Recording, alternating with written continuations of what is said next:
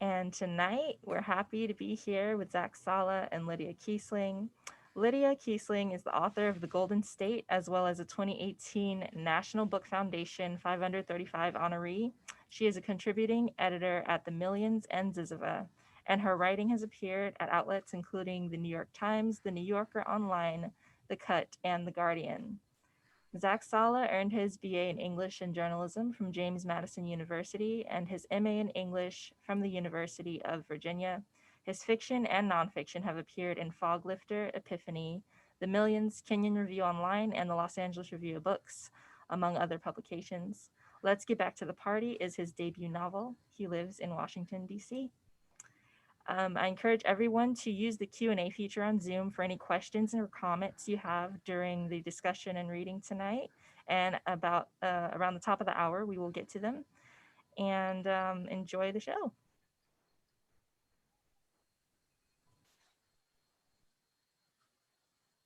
Hi.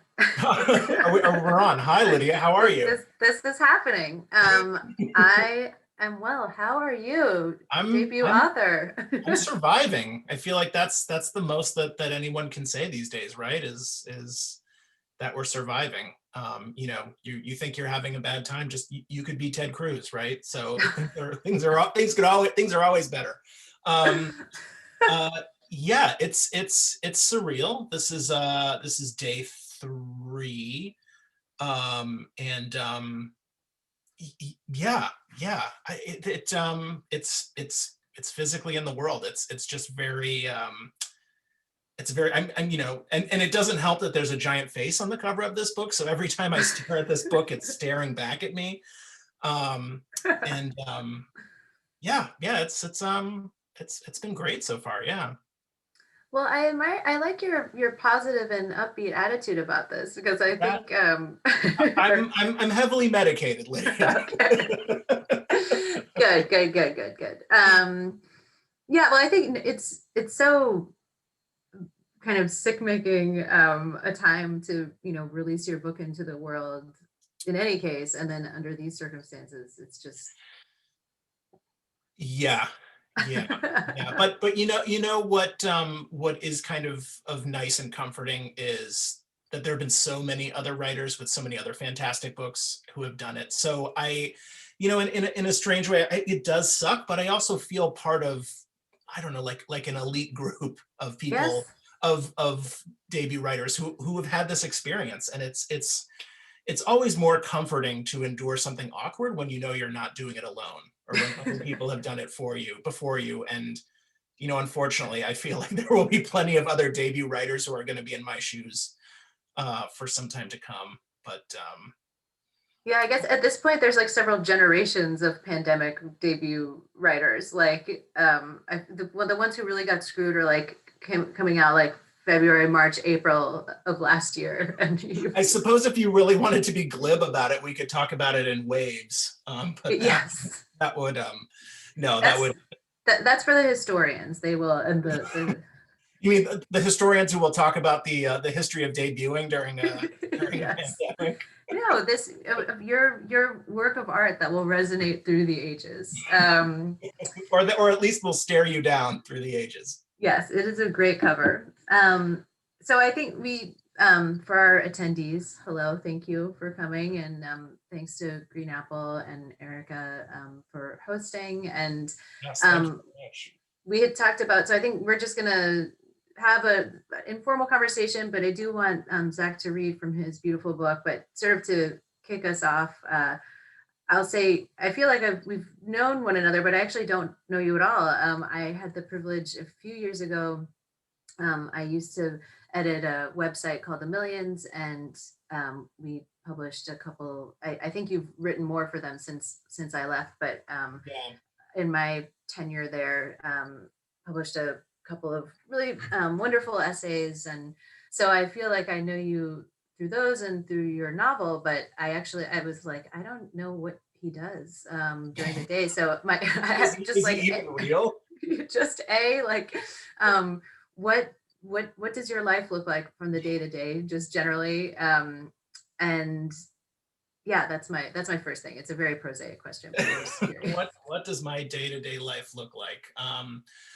Well, I work from home. I'm a freelance writer, Okay, so that kind of usually takes up the bulk of my day, doing that kind of writing, the marketing and advertising writing that pays the bills, and that got it. affords me, the space and kind of the breathing room occasionally to work on my fiction or on some of the essays that I've written for the Millions. I mean, I it's a very kind of, I don't know, unexceptional and unassuming life, and comfortably so. I'm not complaining in the least.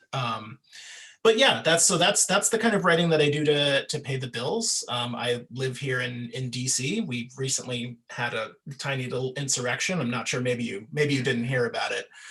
Um, but yeah, I live with my partner, and we have a cat named Janet and a dog named Susan, and that's that's my life. And it's been even more so this past year where I've been at home. So yeah. That's great. Okay, so you are also in the 1099 community, it sounds like. Yes. Speaking of elite tribes. I'm just always curious what people's what their tax reporting status is. I'll email you them after this discussion. I've actually got some 1099s right here. I've been putting off filing my taxes. I try to do it early, but I've told myself that I'm going to wait until the tour ends to do it. And I just have to make sure that the tour ends before April 15th. So I should probably double check that. But you're debuting right now. You can't be dealing with the IRS. is there like a box to mark on the forms yes. for that? They'll be able to tell from your income. I'll just send them a signed copy of the book, and they'll forgive everything. So my first question that's book related, just before, because I do want you to read something from it, but I wish I could remember where this question came from, because somebody asked it to me, and I really just like it, to think about this in terms of book projects. What was the thing that you were trying to say when you sat down, and or if there was one? But I think most people kind of have some kind of idea or experience or something that they want to get out. And I'm curious if you know sort of what yours was when you started Let's Get Back to the Party. Yeah, no, sure. So I definitely, whatever people's opinions are on Flannery O'Connor, I think she was absolutely right when she said that we tell stories when a statement just won't do. And so I didn't have a very kind of overarching statement. The way I approached this book was really just a way to kind of experiment and process kind of my own feelings and experiences about what it had meant to be a gay man in this particular time and of a particular generation. So I was born in 1982. I did not come out until 2005. And when I say come out, I mean even come out to myself. I was that deeply closeted. So, and just kind of following the course of history, I found myself just kind of suspended between these two very different generations of gay men who had just two very completely different experiences. I mean, on the one hand, there's the generation that suffered the brunt of the AIDS plague. I would hear about it in the news, but I never, connected it with anything inside me. I could never say that was happening to people like me. And then on the other hand, you have just this increased visibility that's out there. In high school, you have more, gay student alliances and stories of people taking their same-sex partners to prom. And I certainly was born too late to take advantage of that. So I kind of wanted to take these two characters who are kind of similar to me in age, but who occupy very opposite sides, like very extremes of a spectrum, and just kind of process what it's like to kind of find your place in a community. I've been describing this book as not a coming out story, but more of a coming into story. Like you come out, and that's a huge project in and of itself.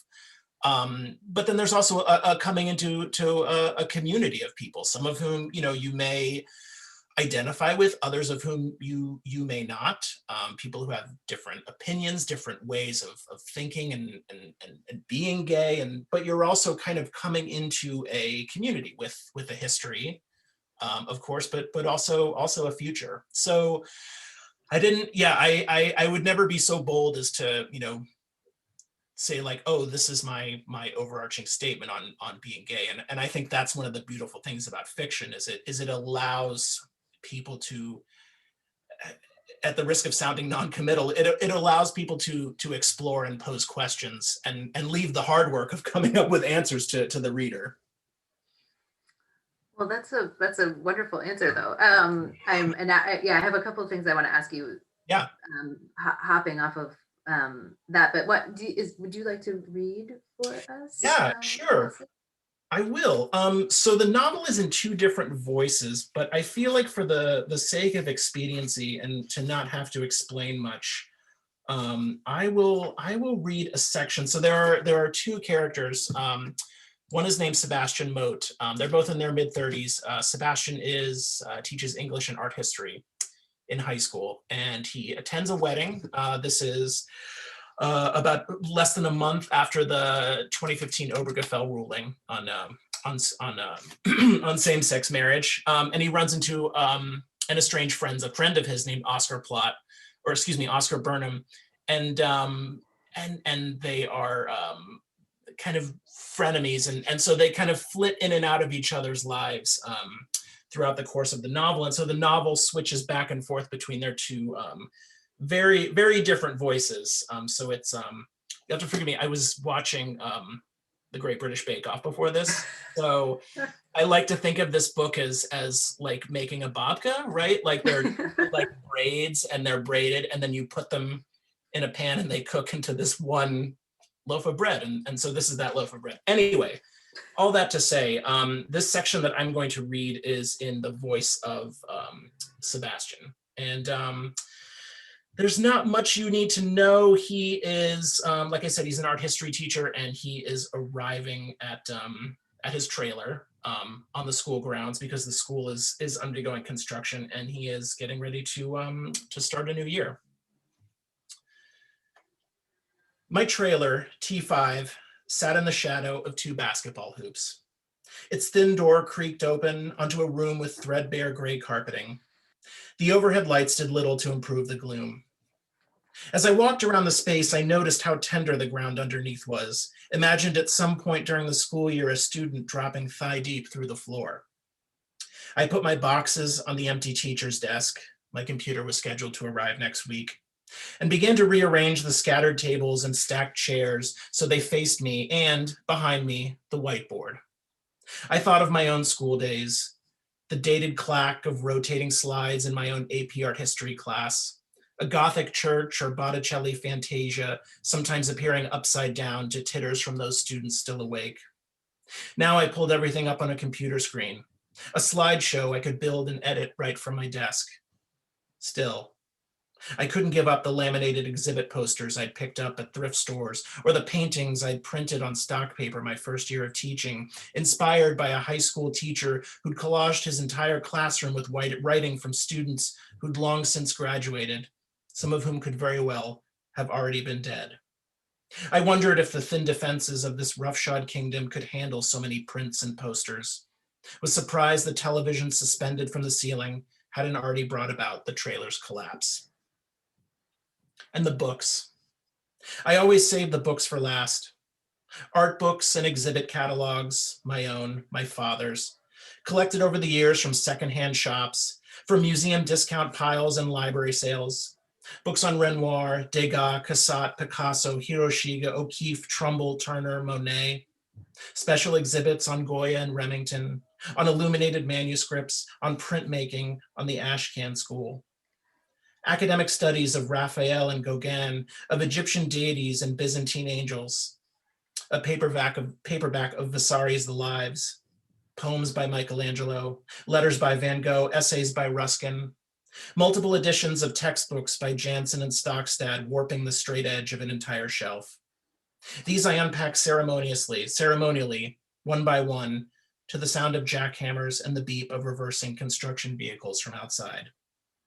I sat in my desk chair, flipping through the glossy pages, thinking back on childhood days when I used some of these very same art catalogs and monographs to explore, always in secret, always in shame, their nude male bodies in marble, in oil, in charcoal and pen.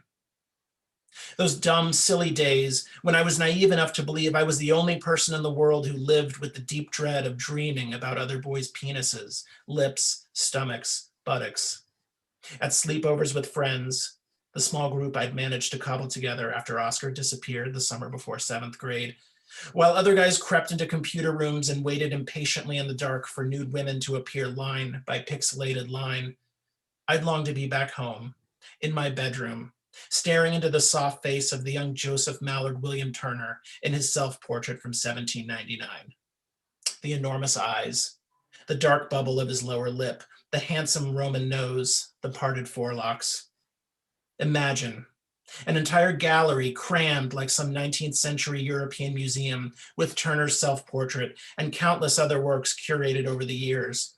Below each an ekphrasis with which the marginally curious could piece together the boyhood of a late 20th century suburban homosexual named Sebastian Allen Mote. There we go. Thank you. Thank you. This is the part that sucks about the Zoom, because you want to see you want to hear the applause and the sighs of satisfaction with what you read. But we'll edit those in later. Yes, just imagine that those are there. So, well, I love what you said about thinking about it as like a coming into story, and I was going to save this question for later, but because you brought it up, there's a lot there. I feel that you took that whenever you're writing about like a community, or you're sort of trying to position a character, or perhaps yourself, or thinking about your own experiences within a community in that way, I would imagine that there is a lot of anxiety that comes with that, because as you said, once you enter a community, you might not agree with all of the people in it. You might not even share very much at all in common with people. And, so there's that element on the one hand. And then also within the novel itself, one thing I admired so much about it is the relationship. So Sebastian has a relationship with a student that is partially based on the kind of envy and thinking about the difference between their experiences that you Right. talk about, like what is different for kids and adolescents who are coming up now versus not even that long ago. So part of it is that, but it does, there's a feeling of like transgression a bit to sort of how Sebastian is approaching the relationship. And it's always, you always eventually will have a bright line when you have a teacher and a student. Of course, yeah, of course. And so that's a risk to kind of write about that. So I'm curious. So, when you were writing, like what made you nervous, or were you nervous? Like, were you fretting, or? Yeah, no, you're absolutely right that whenever you're writing about a situation like that, it's you are absolutely treading on tender territory. I don't know what this says about me, but I was not that concerned, specifically because to me, and hopefully this gets across in the novel as well, the relationship between Sebastian the teacher and Arthur, his 17-year-old student, it isn't necessarily one predicated on lust. No. Or wanting to have sex with his student. It's so much more complicated in that, and as you said, it's wrapped up in these incredible feelings of envy that oftentimes drive people to do stupid things, which without spoiling, he does eventually. But I guess because I never saw their relationship as one of lust, I was never. And because I knew from the beginning that the story was not going to head in that direction, I felt pretty confident in kind of negotiating that relationship. Well, I mean, there's such a like empathy, and I would say it's kind of like an over-identification in a way, even though it's not, because the whole thing that he's sort of interested in is the fact that there's this freedom that was not available to him, or what felt like that kind of freedom. Yeah. But and it's also, it's an interesting, and I think really like, it's a really interesting way to think about previous generations, that, you know, I was thinking about it because it's a while since I read the book. I read the book to blurb it, and then, you know, pandemics have happened in the interim. And so I was thinking about, I was, you know, going back over it, Like and the like, excuse, Lydia. yeah.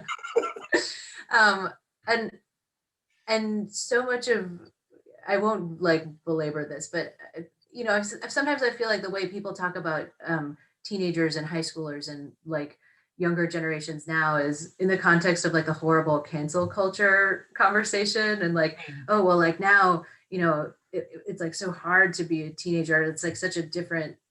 I feel like people. The approach here is more like, look at what's available now to younger Right. people, which is a really like beautiful thing to think about. And I think that you explore the complexities of that so well in the book. So what else do I have? Sorry, these are my notes. This is what my brain looks like. It's not good. Well, so in the section you wrote, the section that you read, you have you touch on the art history, and art history is such a big piece of the book, and kind of using paintings to organize that. Was Yeah. that always, you know, again, because we don't really know each other at all, it's like, Yeah, wow, yeah, he knows yeah. a lot about art. And we write so beautifully about paintings, and not only, you know, the actual paintings, but like their context. And so was Mhm. that something you always knew was going to be a part of this novel? You know, that part, honestly, those started those sections, and I guess I should explain to whoever's watching that there are periodic moments throughout the novel where um, the character of Sebastian will come across a work of art, and see it as a way to and to invite the reader to kind of understand things that have happened in his past. So where the reader is learning about his past in relation to these works of art that he's viewing. My intention with that was thinking about my own experiences of engaging with art, whether it's a novel or a poem or a film or a painting, and you know, you're engaging on one level with the work of art as itself, but then there's also this other level at work where it's really all about you, right? There's appreciating the art, and then there's also this kind of selfish exchange between you and the work of art, and so that was the crux of that. And honestly, those sections really just started as sketches. I don't know if writers are supposed to say this, but they were definitely my favorite parts of the book to write. I'm not sure if I'm allowed to admit that there Yes. are parts that I didn't enjoy as much as those. I'm new at this. Um, but and then they just, to me, they just kind of made a strange sort of sense to incorporate them into the narrative. And to me, it was a much more engaging and kind of entertaining way to explore Sebastian's backstory and his kind of troubled childhood with his childhood friend Oscar, um, other than just kind of having traditional flashbacks. It really just, it seemed to fit the kind of character who is stuck inside his own head. Yeah, I mean, it works so beautifully. I so when you're it, when when you were writing, sorry, my brain is like, there's just pieces of dust and You don't need to apologize. We are dirt all on the same page. rattling around.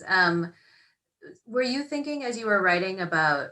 I mean, I know, you know, you're a reader and writer, so you're always thinking about things that you have read. But I'm curious with whether there were kind of influences that you were really kind of nodding to as you wrote or writing toward. Yeah, I mean, I would say during the writing of it, the influences were more stylistic. When I was doing the first handful of drafts of this novel, I made a deliberate point to stay away from gay novels or novels that focus primarily on the experiences of gay men. Um, for the reason that I didn't want to be influenced. I wanted to come at this from my own experience. The second one is I honestly, like, in a world in which someone like Garth Greenwell exists, like how can you not read his work and be intimidated and wonder, well, what the hell do I, like, it's all been said, what the hell do people need me for? So it was lovely to revisit those books once I'd gone through a couple drafts and gained the kind of confidence that there was validity in kind of telling my own story, and not my own autobiographical story, but my own novel in my own way. So primarily at the beginning, the influences were more stylistic, and I have a kink for like blocks of text with no quotation marks. So people like Maggie Nelson, Jenny Erpenbeck are two writers who I love, and I just love the way that their works really kind of teach me that telling a story is in a strange way kind of like laying bricks, and that every kind of chunk of text has to work well on its own, and in its own way can be like a mini story, to kind of arrive at this culmination.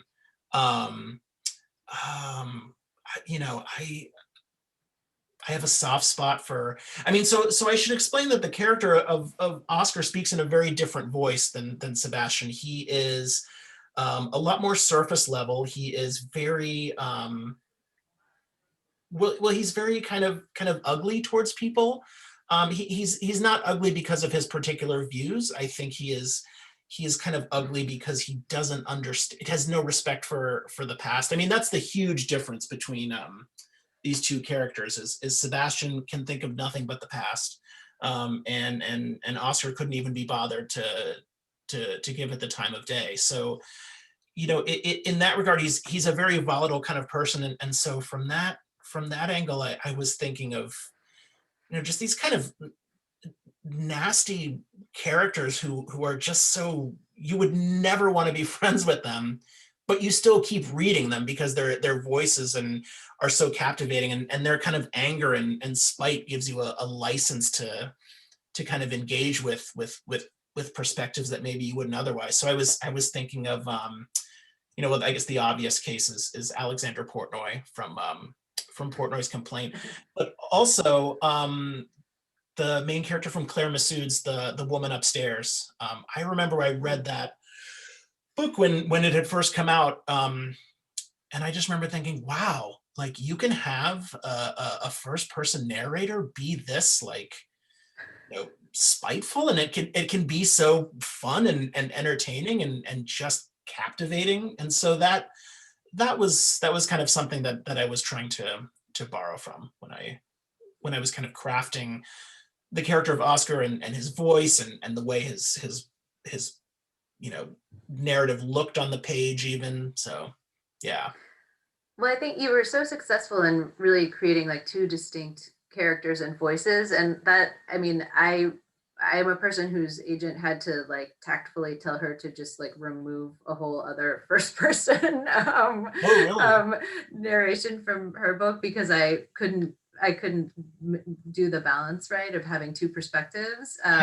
So I it's no secret that I loved your book. I'm curious, what was the perspective? Was it the husband? Was it Honey? Oh, that would be amazing. No, it was Alice, the very elderly woman. I had like some, okay. But I couldn't like commit, and so it's really like a high wire act. And I feel like you were so successful, and also just what each character kind of does, at least for me as a reader. I felt like I had, for Sebastian, I was sort of more like, I had more like empathy and concern, and like was, wanted to know what he was going to do, and like wanted to make sure everything was like going to be okay. And then with the Oscar, I was like, I just like to be around him, and just like so spiky that you get kind of a thrill from. Yeah.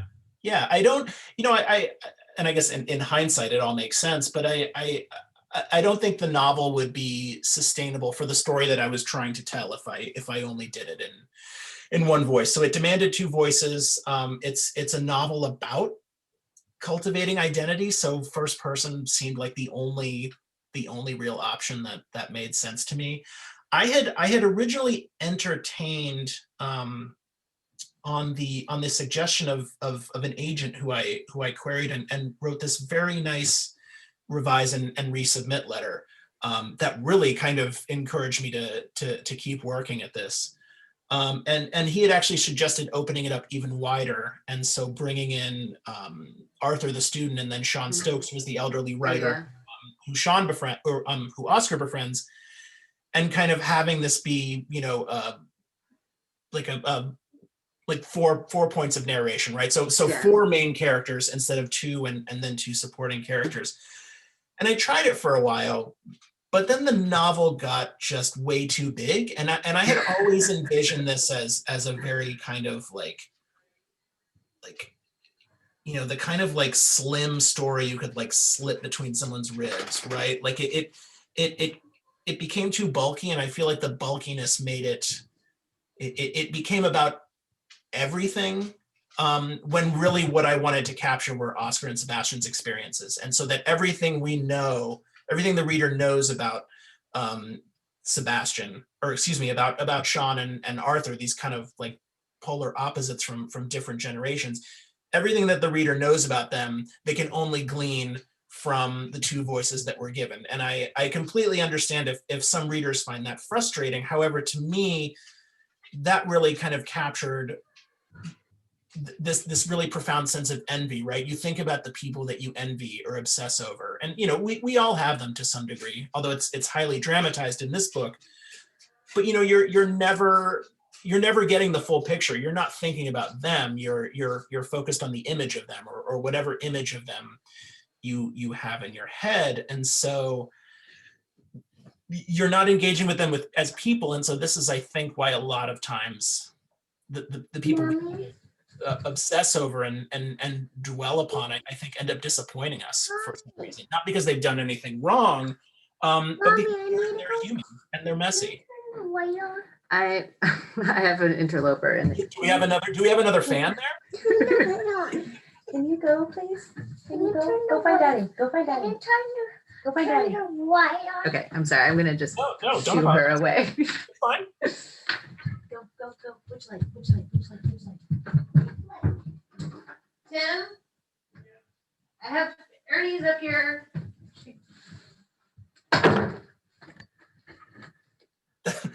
That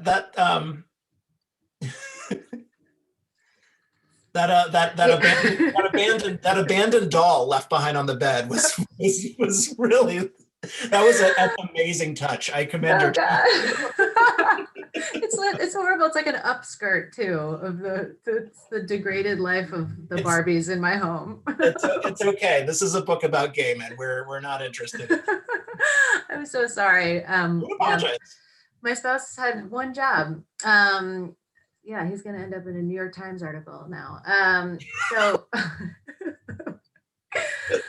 Well, that's really intriguing to have it from 4. I mean, I think, it's always, you're like, ooh, what if we did it like that? But I think, how it ended up is really like the book that it needed to be. And because they're both sort of their kind of like orbital, strange relationship with each other as characters, but then also the sort of journeys they're going on individually. I think, it would be super, like, it would get bulky, I think, to try and add other perspectives in there. I'm gonna look at the time to make sure I let enough time for Q&A. But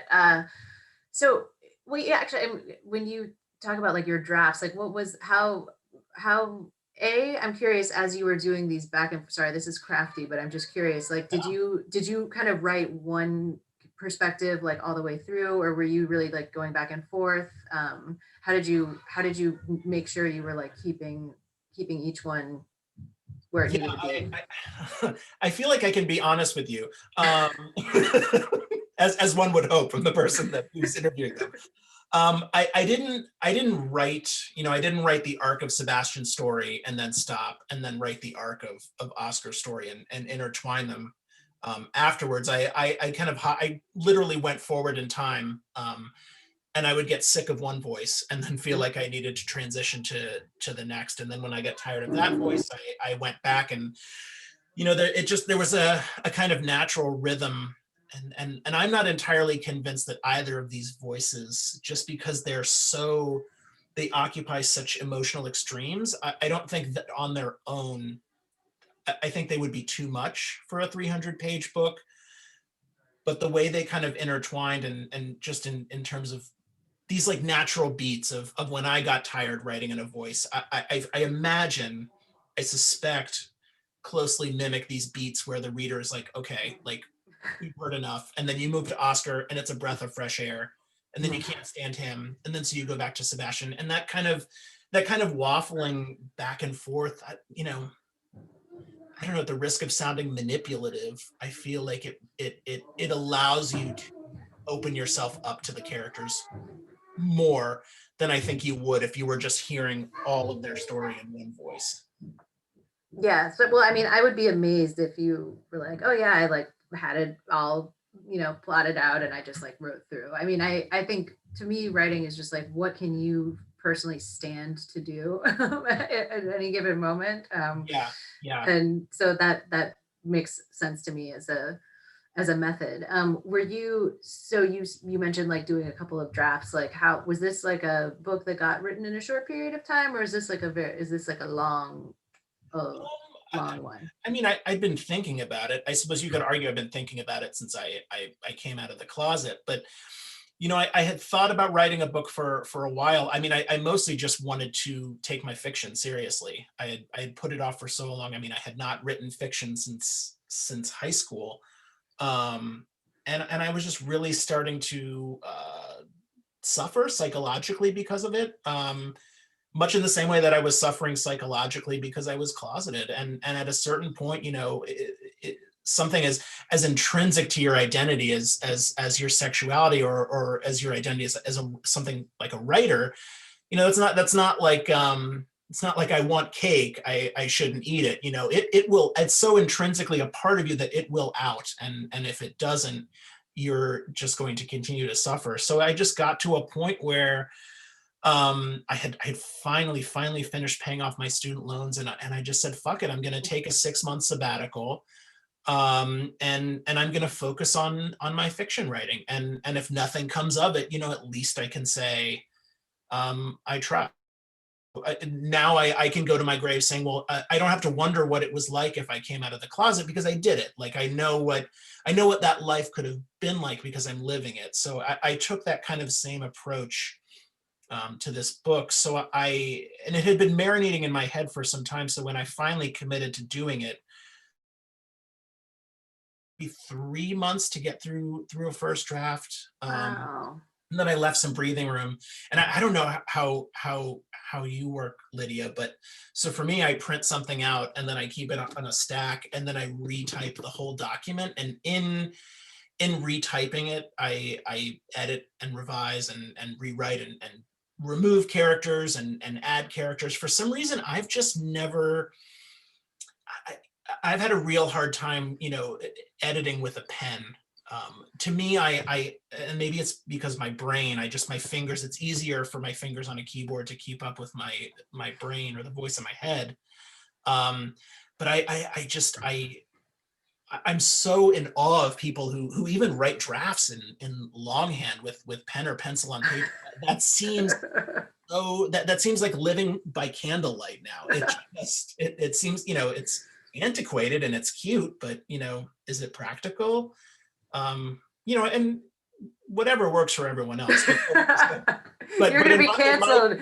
You're gonna be canceled by the handwriting community now. In my case, I can only speak for myself with my ADD addled brain.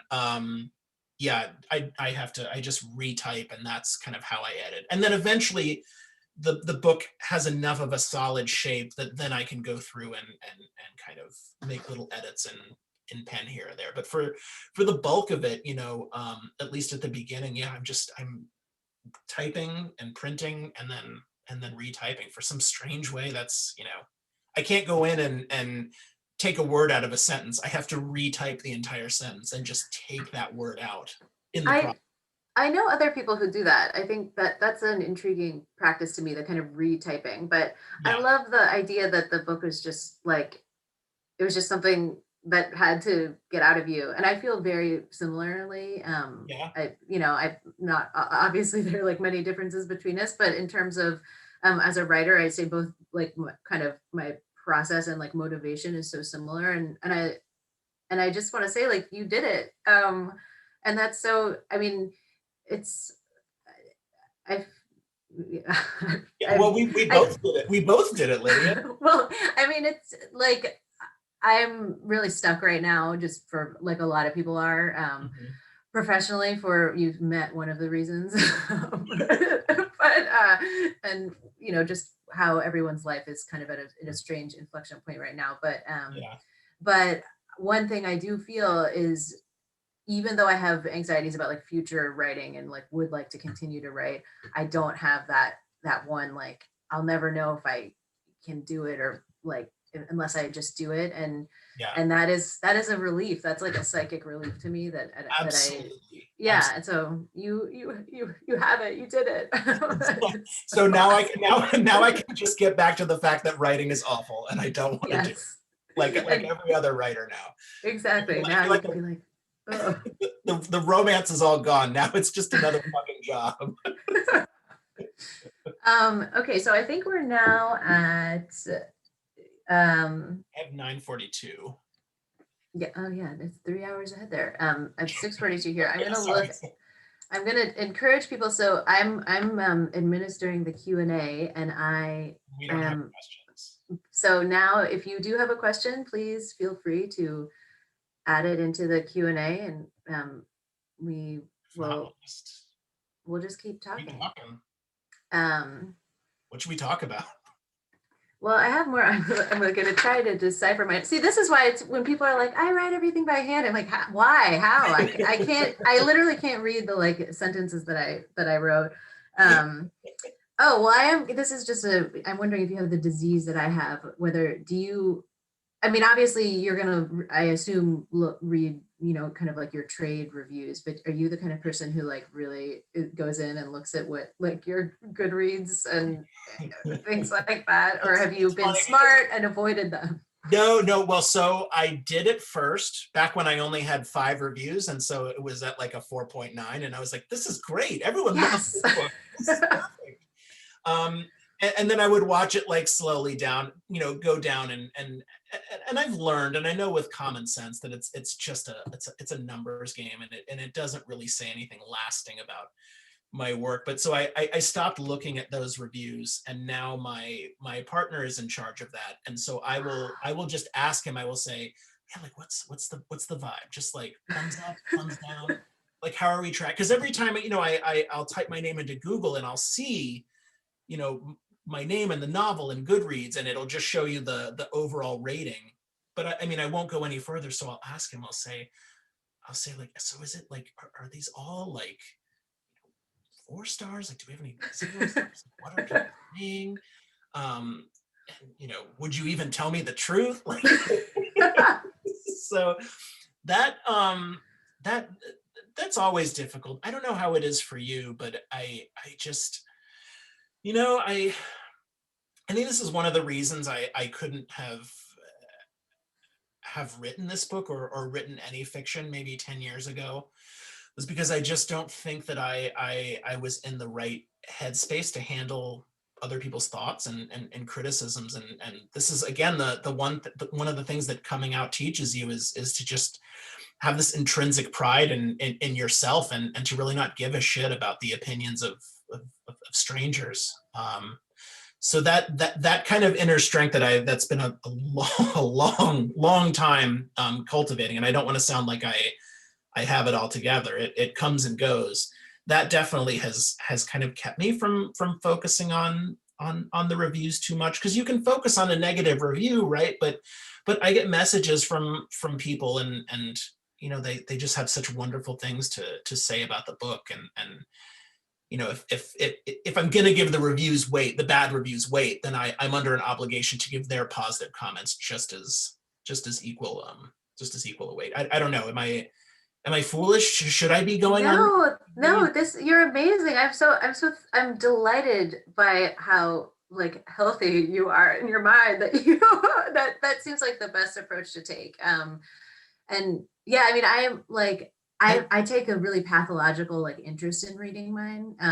Yeah. And but I feel sometimes how dangerous that is, because of the absorbing other criticism and then being like, well, yeah, of course this is right. Like I in my heart of hearts feel this way too. Like if I really, because it's rare. I mean, I think especially when you're putting yourself, even if it's not autobiography, and no novel is, but it's still yourself, like you're on there. Oh, absolutely. It's And impossible to not filter into your own work in some way. Yeah. So I wonder if that's why it becomes more personal for people like us when people when people have negative reviews. Also, I mean, I don't want to speak for you, but I would suspect it's because we're writing about things like in the Golden State, you're writing about motherhood, and I'm writing about gay culture, and these are things which people have very serious opinions on.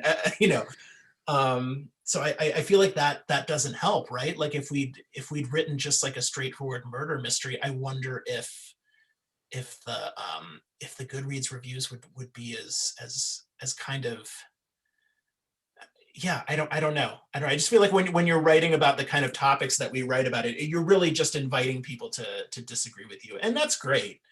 But I'm not convinced that you know, turning the experience of reading into data, right, and yeah, somehow quantifying that, I really don't see that as a net positive for the project of not even writing and literature, but just of reading. I think of books that I picked them up and didn't finish them, or I hated them, and then I came back to them sometimes even like a couple months later, and I loved them. I don't, I don't know. Ranked reviews, I feel like, are just a way to you're just pinning down your thoughts in a particular moment in time, and I don't think that there's just something too like mysterious about just reading and experiencing a work of art that I don't know. I feel like you can't to just say like, oh, it's this ranking. I don't know. I don't know. yeah, You know what? I'm sure if I had all 5-star reviews on Goodreads, I'll be like, oh, Goodreads, it's the way of the future. Like this is democracy. This is the people speaking. well, yeah, I mean, it's, but I agree with you so wholeheartedly that I mean, and I mean, I have to sort of separate up my thoughts about things like Goodreads with my thoughts about things like having any exposure to like the world of publishing, which I'm sure, you're at a point where, um, you like can't do all your real talk, but like about but I think every step you take and learn more about like what is, how do books get marketed, how are they Yeah, selected, how, all of that kind of stuff can, and seeing, and looking at other books and just getting that sort of thinking about like the market in that sense, yeah, can really, I've had to work hard to not to separate my reading life from that life, because if reading becomes this thing that is only, I don't want to say like transactional, but because there is, there are like you meet other writers, like you want to support other writers, like you're thinking about writers that are your cohort, like all of that stuff.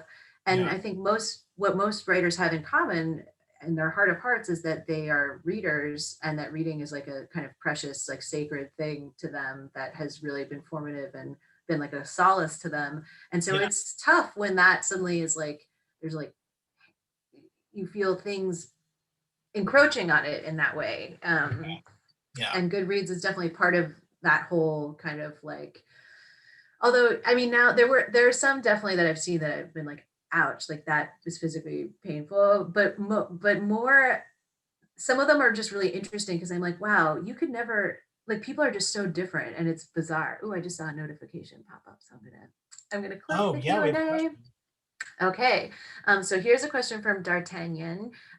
Zach, I'm curious if you had a target reader audience in mind when writing your novel. Um, no, I suppose like an open-minded, educated reader, perhaps. D'Artagnan, like uh, someone else asked me a similar question recently. Did I feel like I needed to, was I writing this book for a straight audience? Was I writing it for an audience of gay men? Was I writing it for the larger queer community? And I don't, I guess maybe I'm weird, but I don't think of readers as demographics to kind of be hit. I just write the story and honestly just cross my fingers and hope that people like it. One of the things that really held me back at the beginning was, again, going back to the seriousness of writing about characters from a marginalized community, and there's a huge responsibility in that. And it kind of kept me from really engaging with creating this story. And then I just had a realization that I did not have to write to convince the reader about the inherent dignity and self-worth of gay men. Like that it was okay that I wrote this assuming that the reader was already on board with that. And so because of that, I felt like I really had a license to make these characters as complicated and as messy as I wanted to make them, knowing that my responsibility wasn't to somehow, set up these model images of gay men. They could just be, the kind of characters I enjoy reading about, sad and angry and brooding and extreme, and I didn't have to worry anymore about, oh, what is someone who reads this gonna think, like, all gay men are sad or all gay men are angry, and I just feel like that I don't know, that kind of stupidity just isn't worth engaging with. It isn't worth sacrificing my own creativity to try and convince someone that it's being gay or being queer is a valid existence, right? Like that's just, if you have to come to a novel for that, I think there are larger problems that I don't think me writing a book with positive gay characters would solve. Now, that being said, these stories are, stories about positive stories about very, very positive queer people are very important for a whole host of reasons. But because I was writing this book from my own station in time and my own interest, I had no real need to kind of seek out very positive representations of queer people, just because I like to think that I know if I read a book about like a queer villain, I'm not going to go around assuming that all queer people are villains. I don't know, maybe that's naive of me. But anyway, yeah, that was, so in kind of writing toward an audience, I tried to cast my net as wide as possible, and had no real interest in kind of, I don't know, for lack of a better term, this is not the right word to use, but propaganda. Does that make sense? Do you have readers? Like, are you the kind of person who keeps your work secret and is like, no one can see this? Or do you have people that you routinely show? No, I have a couple readers. Yeah. And they were so incredibly helpful. And the first person I gave it to, he had some criticisms, but he was just very, very encouraging. And he just treated the work seriously. And that's all I've really wanted. I think that's all that any writer wants, is just to have their words and their stories and their ideas just, taken seriously. Even if someone ends up not liking the story for whatever reason, which is totally valid, just to be treated as a writer, it just means a lot. It's a very empowering, feeling. I'm looking at our box. No, did I scare people off with my? No, you just provide such succinct answers that there's. All right, so I think we have 5 more minutes. So do you have another question then? Let me consult my. Should we talk more about reviews? I do want to say, Lydia, something that I discovered a few months ago that has really helped me kind of anticipate reviews is, this is such an elite thing to say, a New Yorker cartoon. It is a picture of a candy corn, and they anthropomorphize candy corn. Have you seen this one? No, but I love the setup. It is looking in a mirror And the caption, which is the quote that the candy corn is saying is, well, I like me. And I swear, Lydia, for some reason, that has been more helpful to me than any medication or therapy. For some reason, that candy corn is so incredibly empowering. So I'm serious. I'm gonna print it out and frame it over my desk. And yeah, a damn candy corn. That's all it took. I really thank you so much for that, because I'm like cobbling together therapy from just like Instagram posts and like tweet threads, and I'm gonna add that to my arsenal of things that are not actually therapy, but I'm gonna use to get through life right now. I will email to you that, and this morning or this afternoon, I was on Twitter, and the Mars rover, I guess, is tweeting now, so its first tweet was, "I made it to Mars. With perseverance, anything is possible." And I started crying. Like, holy shit, candy corns and planetary rovers. For some reason, like, it was just like, damn, that rover's right. Like, that candy corn is making a lot of sense. So hopefully that'll help you when you go on Goodreads next, and also, to be honest, when I do, because I know I'll break my fast. Well, I'm always available to talk about how someone doesn't know what they're talking about, to remind you of the candy corn, because the candy corn is right. Well, I love the book. I'm so glad to see it in the world. I wish that you were, like in person, but we'll get there at one point, Lydia. We'll get there. Yeah, and thanks to everyone who sat in. And yeah, thank you very much, everyone. Thank you both for a great conversation. Everyone, you can get Let's Get Back to the Party at greenapplebooks.com. Thanks, y'all. Good night. Thanks. Bye. Bye. Thank you.